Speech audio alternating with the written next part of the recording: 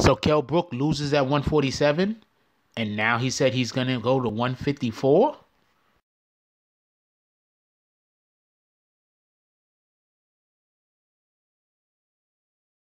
First thing I'd like to say is thank you for viewing this video. And if you don't mind, hit that like and subscribe. I'm pretty sure that I have more things that you'll be interested in, and it doesn't hurt to like the video, and it does help the channel out. It helps us grow.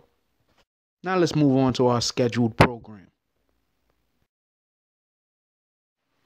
How you doing? This is the BBN, and this is Jack Frost speaking. Okay, so it turns out that Kell Brook left eye is broken.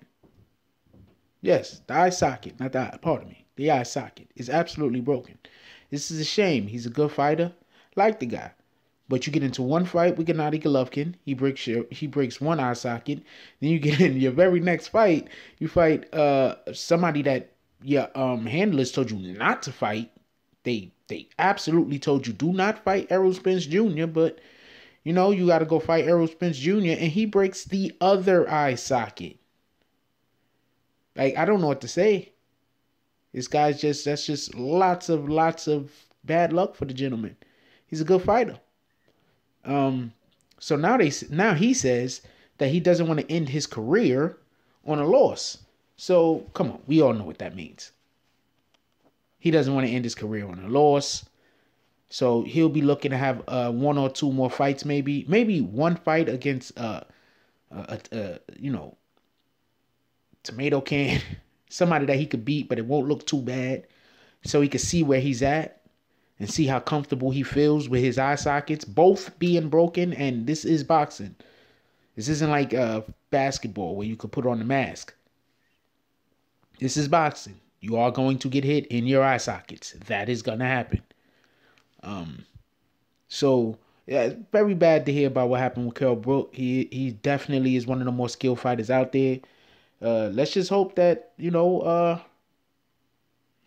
he could just get something more positive could happen for him in his future as far as this is concerned. But yeah, he's in trouble.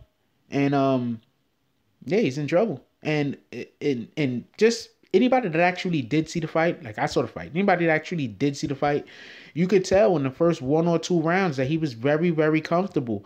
Then after about the 3rd round, he just was not comfortable any further. Could that have been because the trepidation that he felt because he didn't want to get the eye socket that was originally injured hurt again? Or is that because he was feeling the pressure from the new injury? Like, you gotta leave that open. And also, when his eye did get injured, when you did see the swelling, it looked really unnatural. It didn't look like a natural swelling of the eye. Like, when the eye gets swollen, it's like the whole area gets swollen. But when his eye socket got swollen, it was like, okay, on the outer rim, and only the inside got swollen. I thought it looked a little unnatural, personally, myself. And I said that I actually went live during the fight, and I said that live during the fight that his eye, it might be broken. I said that his eye might be broken. You could go back to my past video when we were actually watching the fight as it was happening. That's exactly what I said. I said that I also thought he was going to go down in the 10th. He should have probably had not came out for the 11th. He should have just retired on the stool. But, you know, just another thing. They teach you in when us as boxing fans, sometimes we want these guys to go out there and not care about their health. Like, we want them to win, but we got to want to care about their health. You know, we don't, like in Arturo Gotti, you know, he took a lot of punishment. You know what I'm saying? Then, you know, he went down and he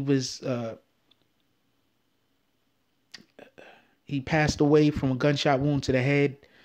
They tried to say that it was self-inflicted. Some people were saying that his mistress did it or his wife did it. But, you know, these guys, they go through problems outside of the ring, taking all of this damage. And you got to think that, you know, if football players are getting CTE, the boxers, they are absolutely receiving the same type of injuries. You just have to assume that, you know. especially boxers that fight like Arturo Gatti fought, especially boxers that are fighting at the highest level, and the one skill that they lack is being able to move out of the way of punches. So when we're thinking about these things, maybe we should also, not be so hard on some of these fighters that, take that knee and say, you know what, I'm not gonna win this one, and I'm just hurting myself at this point. Maybe we should be a little bit more understanding.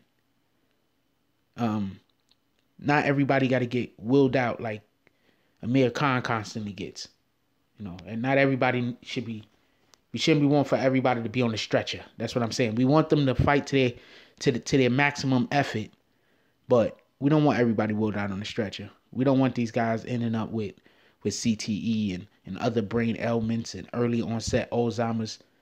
Like, I watch boxing for enjoyment, yes, and I appreciate the sport.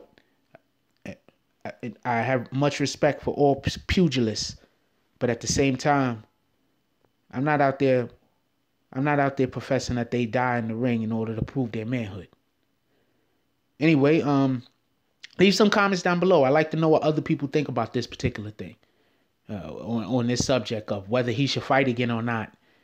And if he does fight, what type of opponent should he look for? Should he look for Kell Brook should he look for somebody outside of the top 10? At least outside of the top 5? Or should he just, try to get himself back together and then go against the top competition again? Should he look for that rematch? I don't think he should look for that rematch. But, anyway, that's all I got for you, and I'm out. If you like this video, please hit the like and subscribe button. If you would like to help dictate the direction that this channel takes, please leave a comment. All comments are appreciated, whether positive or negative. Thank you very much, and enjoy your day. And remember, positive thoughts cause for positive things to happen. Let's get it.